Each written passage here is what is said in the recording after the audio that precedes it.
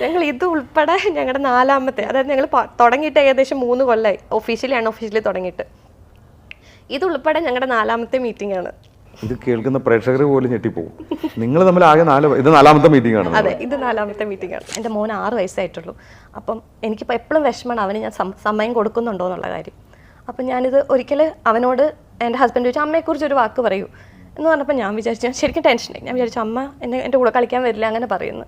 പക്ഷെ അവൻ പറഞ്ഞത് എൻ്റെ അമ്മ ഭയങ്കര ഹാർഡ് വർക്കറാണ്. ഞങ്ങളുടെ തമ്മിലുള്ള വിശ്വാസവും പിന്നെ ഞങ്ങളുടെ പാർട്ട്നേഴ്സ്, ഞങ്ങൾ 4 പേരാണ് ശരിക്കും ടീം.